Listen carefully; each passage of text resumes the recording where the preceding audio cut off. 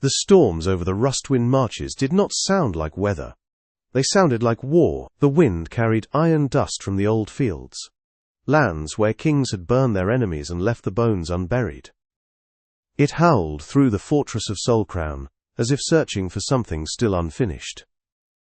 Inside those stone walls, King Eryx Solmar sat alone at the council table, fingers dug into the grain as though the oak itself were to blame for his sleeplessness. The court healers called it battle fever, but his captains whispered another name: the beast. The rages came without warning. Blood in his mouth, broken glass, men afraid to meet his eyes. They said no mortal could rule the marches without a monster's heart, and perhaps they were right. When the lightning cracked over the ramparts, he saw movement in the courtyard below, small, cloaked, carrying a staff made of white ash. The guards moved to intercept, yet something in the woman's gait, steady despite the wind, stilled him. "Tamsin Mirel," she said when they brought her before him. Her voice carried an accent of old woods and smokehouses, not court polish. "I was told you needed a seer to calm your storms." He almost laughed. "I need a general, not a storyteller." She lifted her hand. The firelight bent toward her palm, and for a breath the hall itself went quiet. No banners flapped, no torch crackled. Only the rhythm of her heartbeat, and his own, thudding like two hammers in the same forge. Then it returned, sudden as the wind. Eryx stood, every muscle taut. "What did you do?" "Nothing you didn't ask for," she said softly.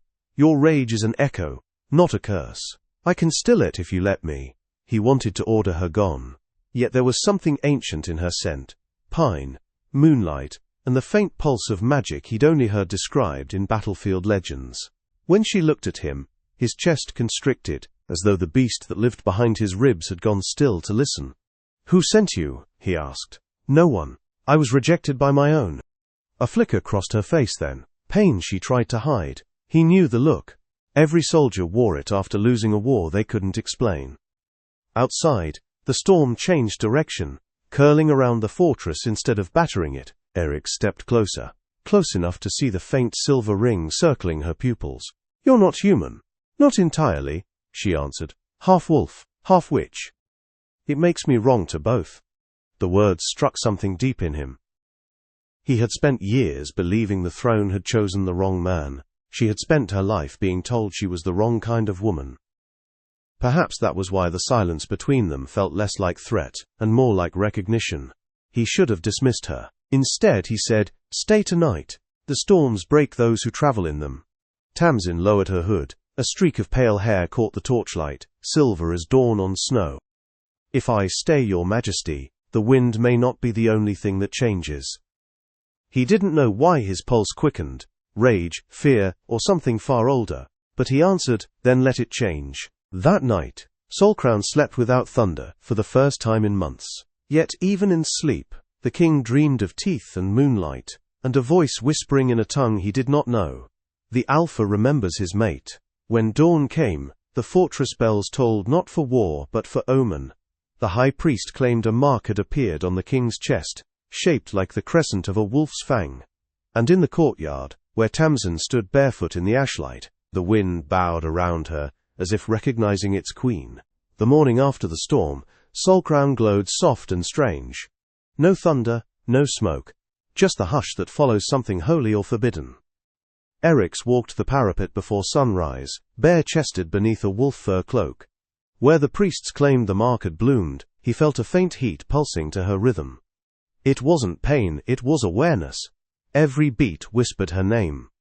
Below, in the herb courtyard, Tamsin gathered dew on her fingertips and whispered to the vines. When she looked up and found him watching, she didn't bow. She smiled, small, fearless. "You dreamed of me," she said. He stiffened. "You presume much." "I don't presume, I feel." She lifted her hand toward her own heart. "Your anger hums in my blood." It woke me before dawn. He descended the steps, the weight of the crown momentarily forgotten. "Then tell me why the mark burns." "Because the bond has begun." Her voice was almost a whisper. "When my magic calmed your rage, it didn't stop there. It chose you. And now the thread between us is tied in both our veins." He laughed once bitterly. A fated mating? Between a mortal king and a half-creature cast out by her kind. You can deny prophecy, she murmured, but you can't outfight it. For a moment neither moved. The world seemed to lean closer. The wind, the bells, even the ravens on the tower ledges. Then Eryx reached forward and brushed his thumb over the faint silver line at her temple, where moonlight lived in her skin. Tell me what this bond demands, he said. Truth, blood, choice. She met his eyes. One must be given freely, one taken, and one shared. Only then will the bond settle. He felt the beast stir again. Not the rage this time, but something gentler, dangerous in another way. And if I refuse? Then the thread will still pull, she answered. Until one of us breaks.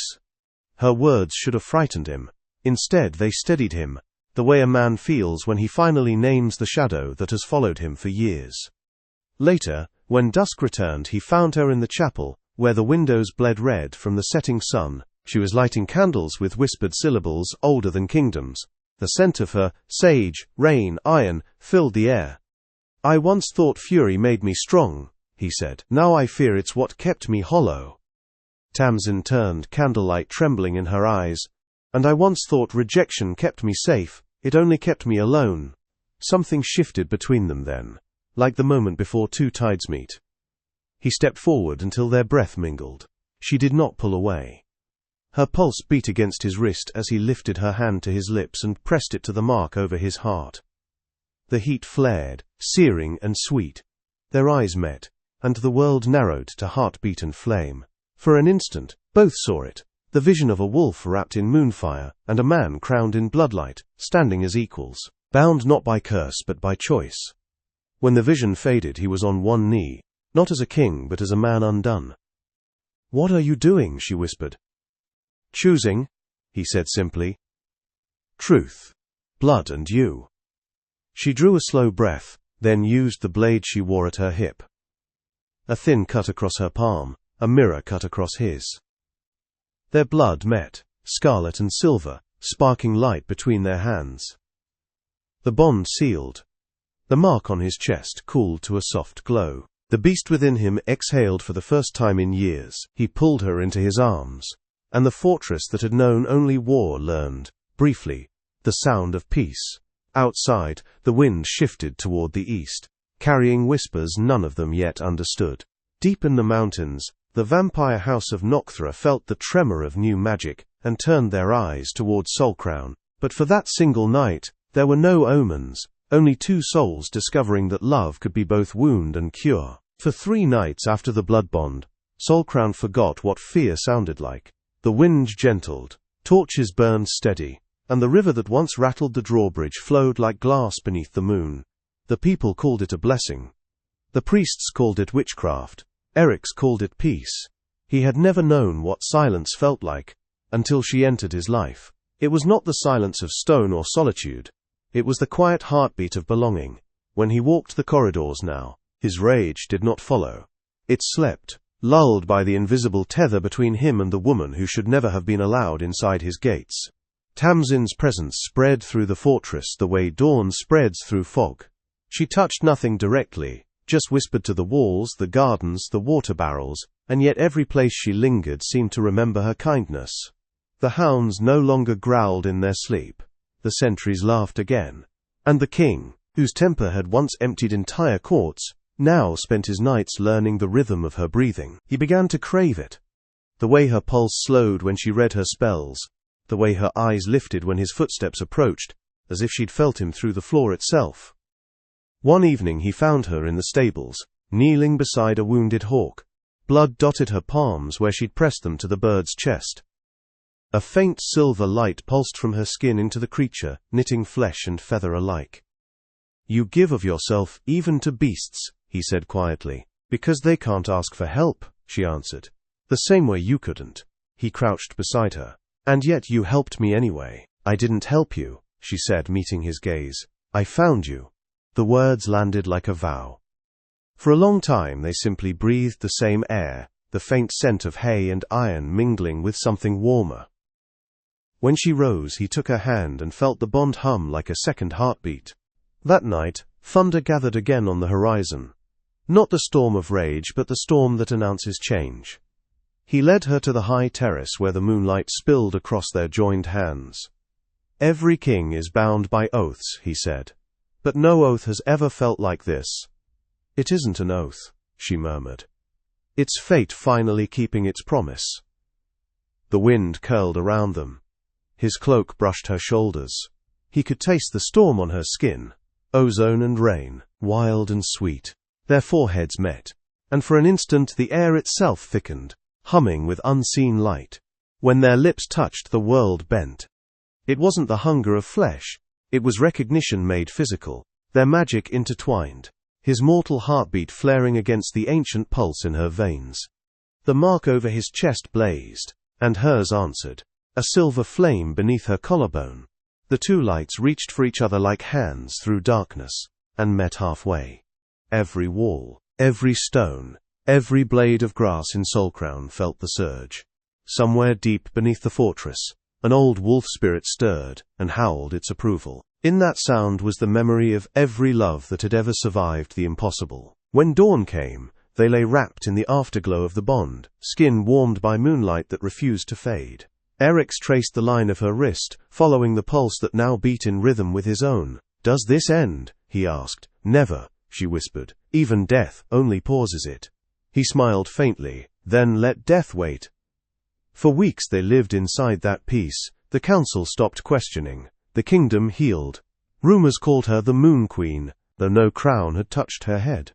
Children left flowers outside her chamber door. The hounds followed her steps like guardians of an old secret, but peace never comes without envy. Far from the marches, hidden beneath the basalt cliffs of the northern range, the house of Nocthra stirred. The coven mistress, Lady Vere, knelt before a mirror of black glass, and watched the shimmer of new magic dance across its surface. "The hybrid has bred," she hissed. "The prophecy breathes again." Her second, a pale man with eyes like burned gold, inclined his head. "Shall we retrieve her?" "Not yet," Vere said. "Let her believe she is safe. Love makes better bait than fear." Back in Solcrown, Tamsin began to notice the small omens. Ravens flying at night. Shadows that didn't match their owners. Dreams of a child laughing in sunlight. When she told Eryx, he brushed a thumb along her jaw. "We will meet whatever comes," he said. "Together." And he meant it. Every decree he signed, he sealed with a crescent mark, their symbol. Every feast began with her blessing. When she grew pale in the mornings, he assumed it was exhaustion from too much magic. Neither guessed that another heartbeat was already blooming inside her. On the first night of the harvest moon, the truth revealed itself. Tamsin felt it while standing in the courtyard, a pulse not her own, tiny but fierce, echoing between her ribs. Her knees buckled. The guards ran to her, but she waved them away and called for Eryx. He found her seated beside the fountain, hands trembling over her abdomen. "It's too soon to tell the healers," she said, eyes bright with wonder and fear. "But I feel him. Him. Our child." For the first time since his coronation, Eryx's composure broke. He knelt and pressed his ear to her belly, laughing softly when the faint thrum met his skin. "By the gods," he whispered. "You carry a heartbeat born of every world." The moonlight caught them both in a single beam. The air shimmered. The mark on his chest flared once more, sealing a third rhythm into its glow. The child's. Their bond, already unbreakable, became eternal. Blood, love, and lineage intertwined. No magic could sever what had been written in 3 hearts at once. In the weeks that followed, Eryx built a sanctuary beneath the fortress. A chamber of silver stone where she could rest away from the eyes of the court. He carved a sigil above the door and promised no one would cross it without her word. Tamsin spent her days painting wards in ash and salt, her nights tracing constellations across his back with soft murmurs of protection. Yet distance crept in, the kind that comes not from doubt but from omen. She could feel the coven drawing nearer. Their hunger brushed the edges of her dreams. Sometimes, when she touched Eryx's cheek, she saw flashes of fangs, a cradle bathed in sunlight, and a woman screaming his name from a field of glass. He saw the fear in her eyes but misread it as worry for the child. "No force can take you from me," he said one evening, holding her close. "Not magic, not men, Not even the gods." "You shouldn't speak so loud," she murmured. "Fate listens when you challenge it." "Let it listen," he said. "Let it learn how a king keeps his promise." That night, the wind changed again. It carried a scent of cold iron and rosewood, Vere's calling card. The ravens on the towers screamed once, then went silent. Tamsin woke in the dark, and felt the air press heavy against her lungs. The wards flickered. She turned to Eryx, sleeping beside her, and saw faint shadows moving across the walls, shapes with wings too thin for birds. Without waking him, she rose, drew the dagger from beneath her pillow, and whispered an old witch-wolf prayer. Her belly glowed faintly where the child rested. When Eryx stirred, she placed a hand on his chest.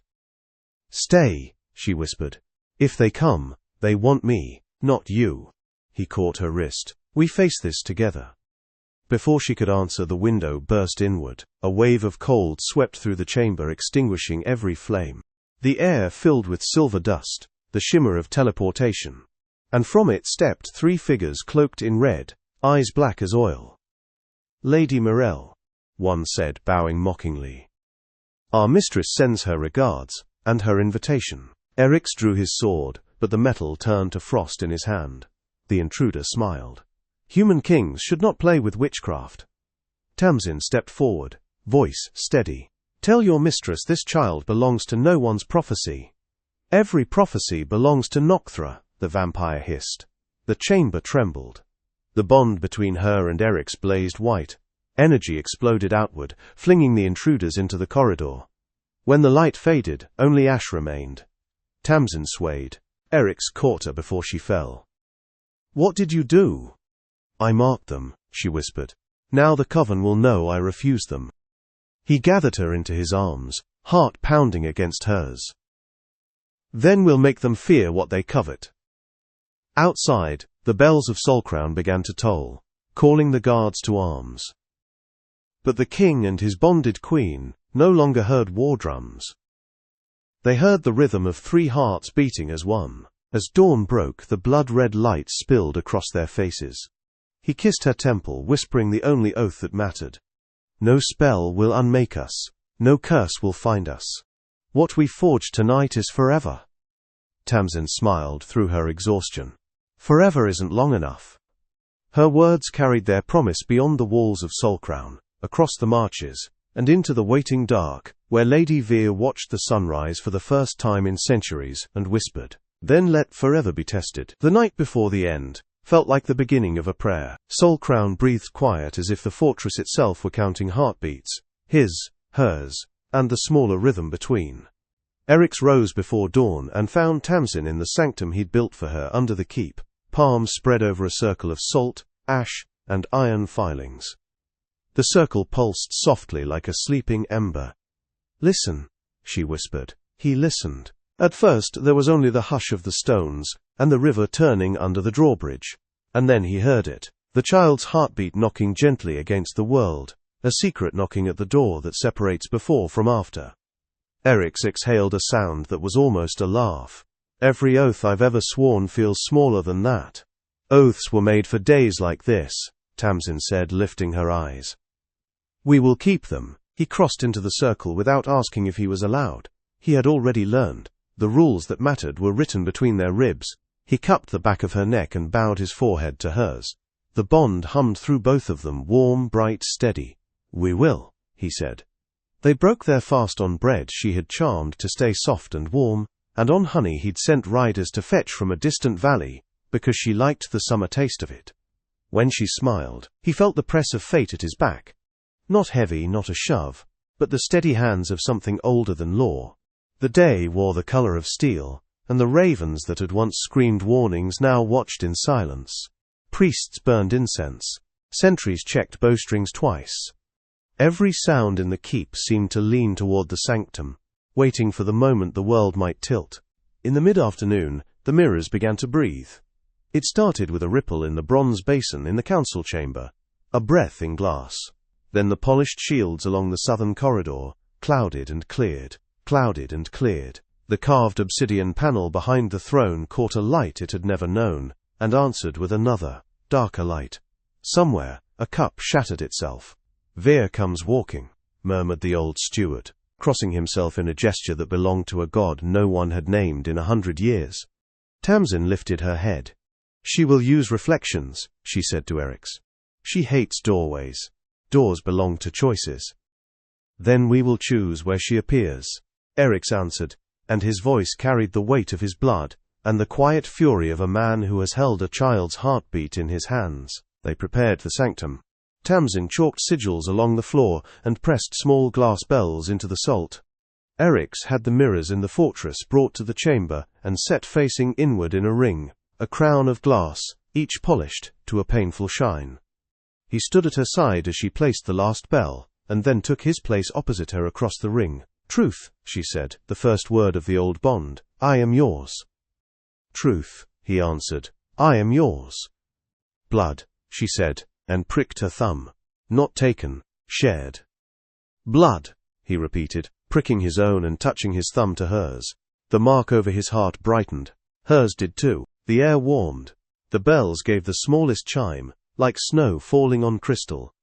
Choice, they said together, letting the word fill the sanctum, the corridor beyond, the keep above, the marches themselves. The mirrors drank the sound of it. Then, as if sighed upon by a dead god, they bloomed with darkness. Lady Vere stepped out of the obsidian panel behind the throne. She wore a gown, the red of first blood and the last sunset, thorns at her wrists and throat. The air around her smelled like rosewood and winter graveyards. Her eyes were not black. They were molten gold, bright enough that the torches leaned away. Your Majesties, she said, as if she were the host and they the guests. Congratulations on your good fortune. Fate smiles like a fool at love. Eryx did not bow. You brought claws into my home. Speak quickly. Claws? Vere laughed softly. I brought a mercy. She turned her gaze to Tamsin, and the room seemed to tilt toward the vampire's voice. Give me the child. I will bless him. I will bless the father.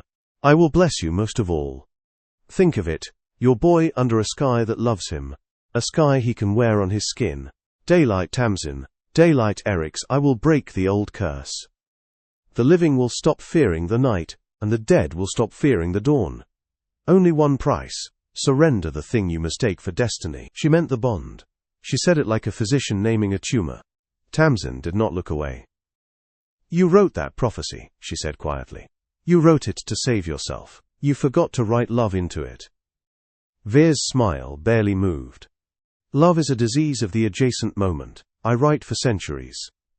Eryx tightened his grip on his sword, not because steel would bite shadow, but because a king should hold something when speaking for his people. You offer daylight, he said, as if it were a coin. You offer mercy as if mercy could be stacked and counted. I offer power, Vere said, and her voice reverberated through the sanctum, through the mirrors, through the marrow in the bones of those listening at the doors. Power is what keeps children alive. Love keeps children alive, Tamsin answered. Power alone only teaches them to hunger. For the first time, something like an emotion crossed the vampire's face. Something quick and ragged, like a memory trying to break surface. She set it aside with an old woman's economy. Come, she said more gently, and reached out a hand. Do not make me hurt you. The Dayborn must be raised to break a curse that punishes a world for a god's whim. Eryx stepped between Tamsin and the reaching hand. You have no right to speak of what gods want. You divorced yourself from want the day you wed the dark. Vere's eyes brightened. Then I will take what I am owed. She turned her ring, the petrified tear of sunlight, once, and the mirrors bloomed open like wounds. Shadows poured from them, thin as paper and sharp as glass, and the ring of bells screamed. The room became a storm of reflections. Every angle of glass caught Eryx and Tamsin at once. 100 kings, 100 queens, 100 versions of a single bond stretched across impossible angles. In each, Tamsin's hands lifted. In each, Eryx's mark flared. In each, their eyes found one another and steadied. Do not strike the shadows, Tamsin said. They feed on harm. They want to be real, and pain makes them so. Then what do we strike? Eryx asked, waiting, poised. The beast that had once been rage, now a guardian, coiled around his bones. Nothing, she said. We hold. They held. They did not attack or retreat. They did not beg or bargain. The shadows swarmed. They cut no flesh. They could not find a seam. Vere frowned. "How quaint," she murmured. "You think endurance is victory." "We think endurance is love," Tamsin said, and the circle of salt and ash blazed white. The first wave broke and fell back into the mirrors. Vere stepped closer, patience thinning. Her voice sweetened until the air tasted of old sugar. "Tamsin Mirel, rejected child of a pack that feared you. Take my hand, and I will right the world to suit your longing. Eryx Solmar, king who feared the monster in his chest. Take my hand, and I will cut that beast out and fit a sun in the shape of your heart. Let me fix you. Let me fix everything." Eryx laughed once, not cruelly. "You would fix a river by asking it not to run. And you would drown a city to keep it from thirst," Vere said. She lifted both hands now, and shadows gathered like stormbirds. "Enough. I will break what binds you and take the child from the ruins." She sang then, if a thing that eats music can be said to sing. The tone pressed on the bones of the skull. The mirrors pulsed and brightened until shapes moved inside them that were not reflections but memories. A child standing alone in a snowfield. A young king kneeling in a pool of his own shame. A half-wolf girl outside a door that would not open. A woman in a red gown, watching a sunrise that would never come again. Tamsin staggered. Eryx reached her and steadied her, and the moment he touched her, the memories bled out into the floor, and were harmless. The bond braided them with 3 threads, and made a rope no blade could part. They breathed together. "Vere," Tamsin said softly, and the name held no hatred. "Look here. Look, and learn what prophecy forgets." She placed Eryx's hand over her heart, and lifted her own hand to the mark over his. The child moved. A small turn. A known hello, and the air changed. The sanctum, the corridors, the fortress, the marches, all of it seemed to open a door at once. Light did not pour through the door. It rose from within them. Not sunlight, not witch-fire, not wolf-moon, something older. It climbed Eryx's spine like a ladder made of steadiness. It spread through Tamsin's limbs like a river made of trust. It kissed the child and taught him a rhythm. You are wanted. You are chosen. You are home. The mirrors rejected the light. They were not made to hold it, and cracked in a ring, hairline fractures skating across their surfaces, the noise like ice screaming on a lake. Vere shielded her eyes and bared teeth carved for eternity. "What trick is this?" she demanded, but there was a tremor in her voice now, a hairline fracture in the iron. "No trick," said Eryx. He stepped forward until his boots crushed shards, and stood so close to Vere that he could smell the rosewood and the winter earth. "I was a king with a monster for a heart," he said. "I believed the crown demanded it. She taught me otherwise. The crown demands a keeper. Love keeps. Power only holds." Vere's eyes narrowed. "You talk like priests." "I talk like a man who has learned the weight of yours and the mercy of ours," he said. Tamsin joined him. She took his hand, and together they lifted their joined palms toward Vere. The blood bond mark on his chest and the silver ember at her collarbone glowed until the room tasted like iron and summer and rain. The light poured along their arms and into their hands, and from their hands into the air, and from the air into the ring of cracked mirrors. It did not explode. It settled, as a truth settles when it is finally spoken aloud. The cracks stilled. The mirrors held a final image before they went dark. Not king, not witch, not wolf, not vampire, but a family. 3 heartbeats. 1 life. Vere stepped back as if struck. "No," she whispered, "not to them but to some old buried thing. No, that is not how it works. A curse does not bow to a cradle." "A curse does bow," Tamsin said. "It bows when it meets something stronger. What is stronger than a curse forged by gods?" "Consent," Tamsin said, and the word rang like a bell that had never allowed itself to be rung. The sanctum listened. The mirrors had gone black, and would not wake again. The bells along the floor sang once and fell still.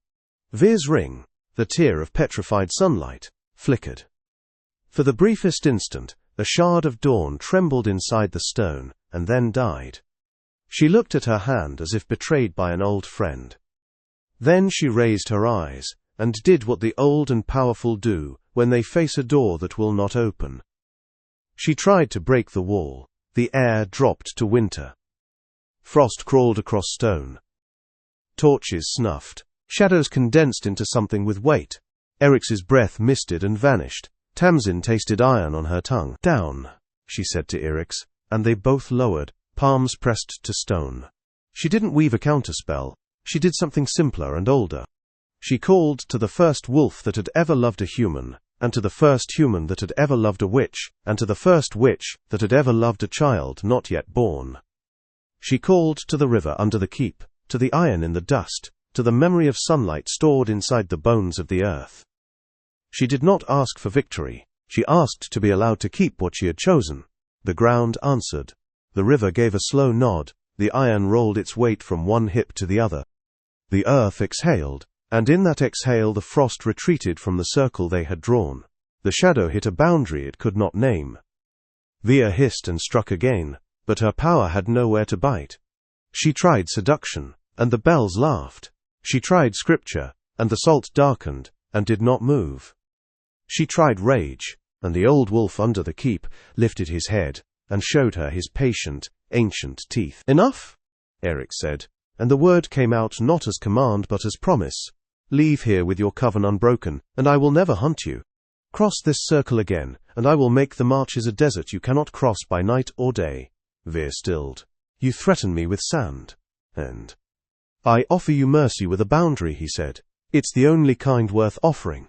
"I do not want mercy," she said. "I want mourning." "Then look," Tamsin whispered. She did not point to the sanctum doors. She did not call the sun. She reached instead for Eryx's hand, and for the third heartbeat, and for the thread that made a home of their bodies. She lifted the joined weight of them all and let it rise until it touched the ceiling. For the smallest moment, too brief to measure, too precise to misremember, the ceiling of the sanctum turned transparent as water. The sky beyond it showed a pale seam at the edge of night, a seam that did not open but promised to someday. In that seam, a color lived that had no name and no price. Vere stared. The old hunger in her eyes faltered. "How?" she breathed. "Because we did not ask to own it," Tamsin said. "We asked to witness it together." The word together landed like a stone in a deep well. It kept falling, deeper and deeper, knocking loose old things. When it reached the bottom, something in Lady Vere's face changed, infinitesimally.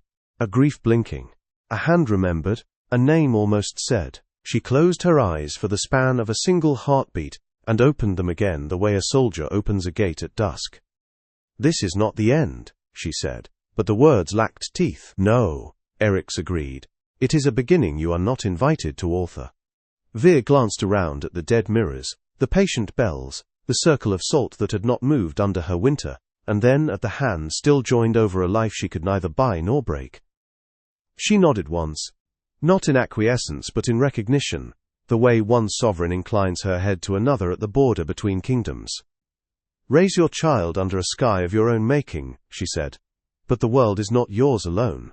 When he comes to the age of asking, if he seeks me, I will answer." "Then pray we raise him so well he never needs your answers," Tamsin said. Vere's mouth quirked. "Pray you do." She turned her ring. Shadows folded their tents. The rosewood scent thinned. She took a single step backward into the obsidian's dark and was gone. Silence. Real silence.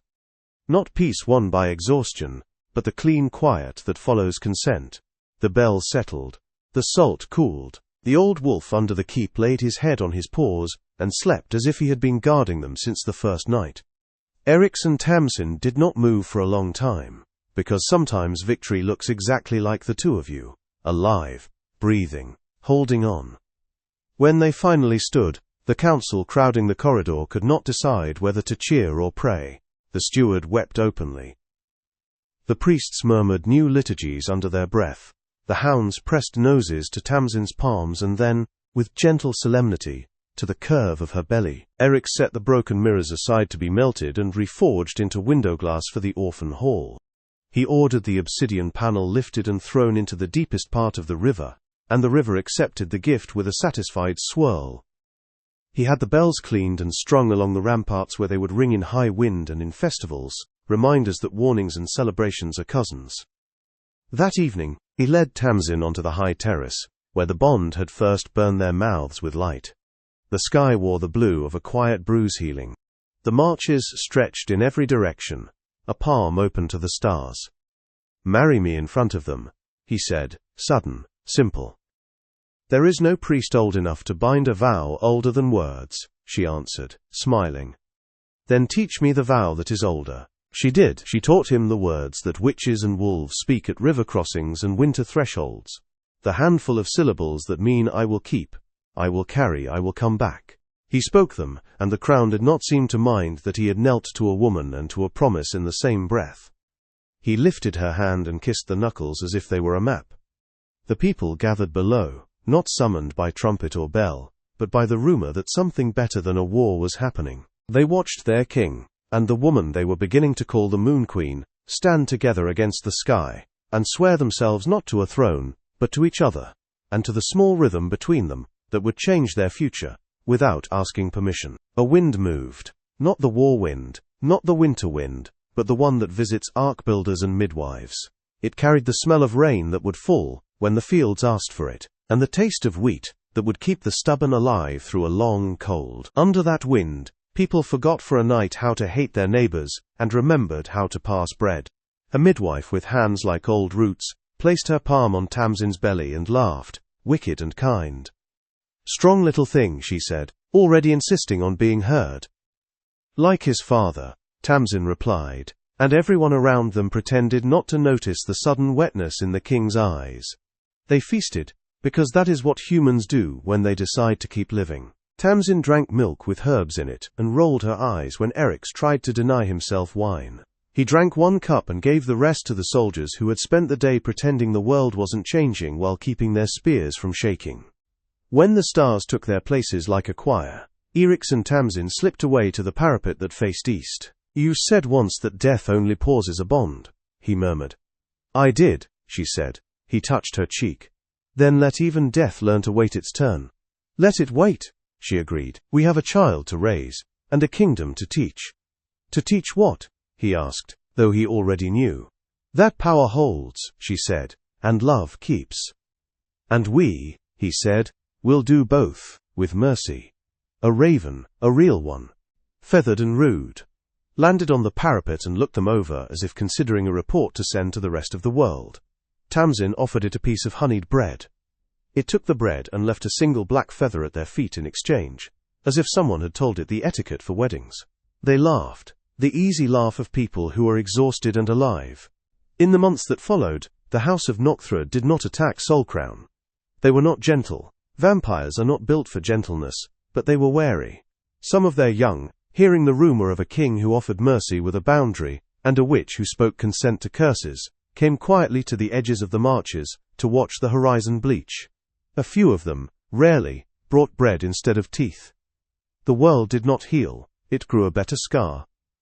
When the day came and the child arrived, he came as most children come, crying, furious at the cold, indignant at the indignity of leaving a perfect home for a loud one.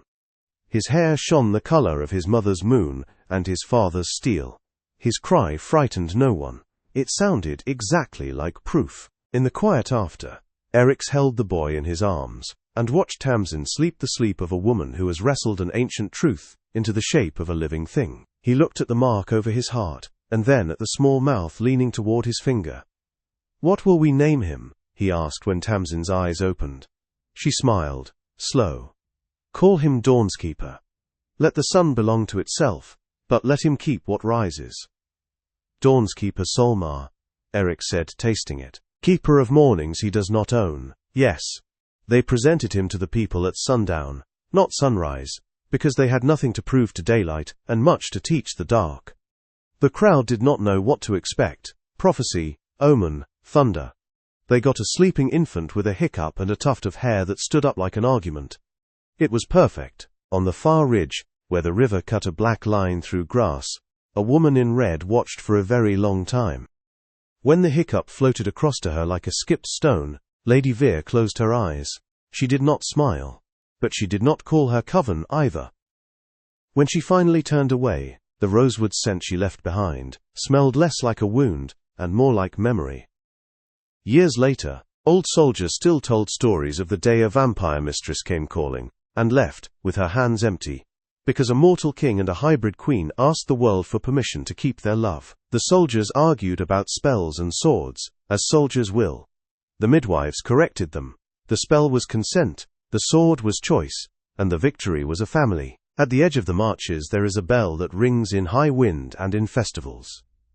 Under it, carved into the stone, are 7 words, chiseled by a man with calloused hands, who wanted his son to touch them someday, and hear the sound of them at the tips of his fingers. The words say, "Power holds, love keeps, mercy draws the line." People touch the carving and take a breath and go on with their lives. That is what monuments are for, not worship, but remembering how to walk. On certain evenings, when the sky wears the color of steel healing into blue, the 3 of them walk the parapet that faces east. Eryx tells stories of a time when the wind sounded like war. Tamsin answers with a story about a night when mirrors broke and did not bleed.